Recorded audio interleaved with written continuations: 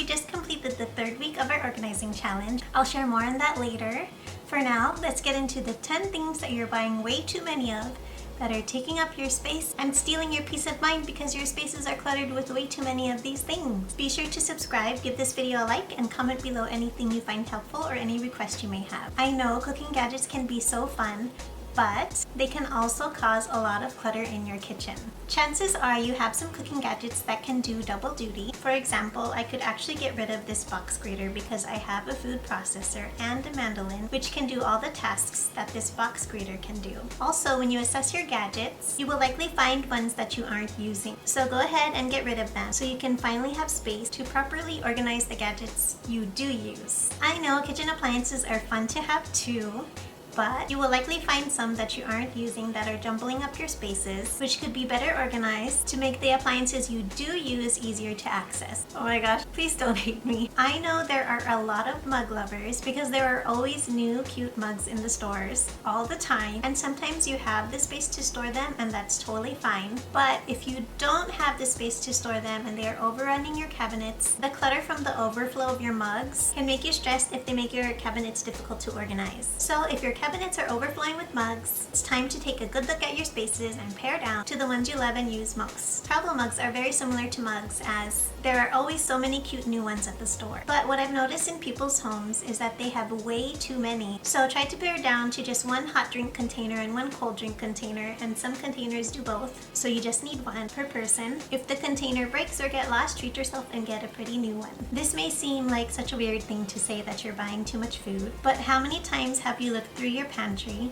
and realized how many things have expired? And how many times have you gone through your freezer and realized some items have become unrecognizable because of freezer burn because they've been in your freezer for so long? Moving forward, to keep from purchasing too much food, always think about the 6-week cycle. Grocery store sales cycle about every 6 weeks. So if you find a fantastic sale on your favorite grocery items, you will just buy the amount that you will reasonably consume within 6 weeks. Or what you can do is take a look at the expiration date and think about how many times you and your family will realistically consume this item until it expires. That way you won't overpurchase and have to throw out expired food, which is the same as throwing out money. Before I continue on through the rest of the items you are purchasing way too many of, let me tell you how to organize these items so that you prevent yourself from having a cluttered home moving forward. As I mentioned at the beginning of this video, we have just completed the third week of our organizing challenge. If you are watching this after we have started, don't worry. The free decluttering and organizing challenge calendars and guides are in my freebie library, so you can actually start today. On the organizing challenge guide, I have provided hyperlinks to abundant ideas on how to organize each category of items for every space in your home for each day of the challenge. So if you haven't been able to figure out how to organize some spaces in your home, you will very likely find an organizing solution that will work for you and your personal organizing style and your spaces. I talked about the different organizing styles in a previous video, so be sure to check that out if you haven't already. Now on to the 6th item you are purchasing way too many of. I understand how this can be a tough one because your kids might receive a lot of gifts for birthdays and holidays. I actually have an interesting tip on how to reduce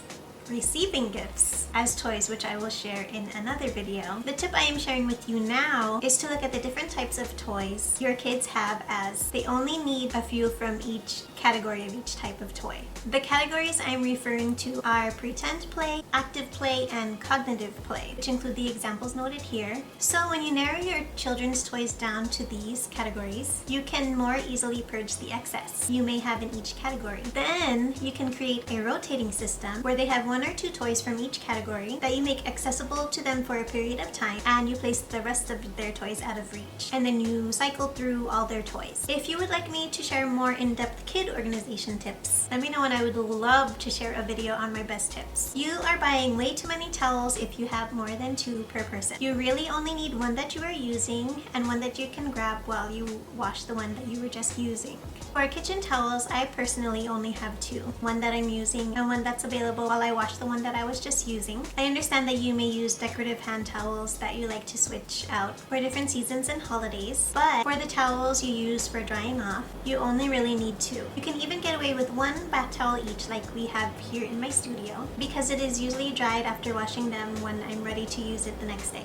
The same concept for towels works for bedding as well. You can have one set for each bed which you wash and replace. Or you can have 2 sets available per bed where you have the other set available to replace while the set you are using is being washed. Our kids just keep growing every year so they can get away with 1 swimsuit for the summer. Or you can have up to 2, especially if your kids are swimming every day and you want to have a dry one available while you wash the other. In fact, while we were on the Disney cruise several years ago, I brought 2 bathing suits for my daughter and I washed one with Woolite in the bathroom sink and hung it to dry in the shower, and by the next day when I washed the day before was dry, and I switched the 2 out every day of our trip.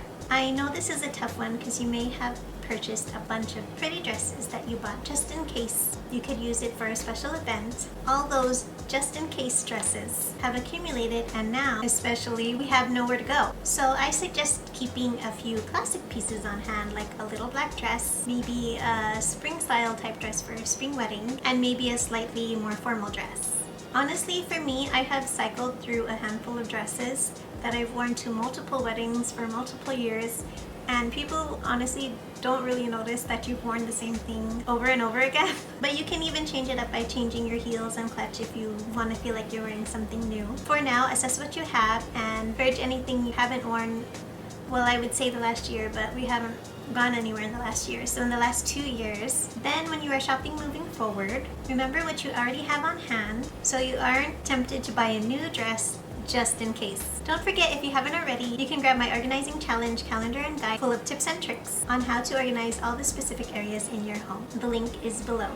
In my next video, I will share 12 ways to fold your clothes so they don't end up in a jumbled mess, whether it's your drawers, your gym bag, or your luggage. So be sure to subscribe, give this video a like, and comment below anything you struggle with decluttering or organizing, and feel free to share this with anyone you think might want to join the decluttering or organizing challenges.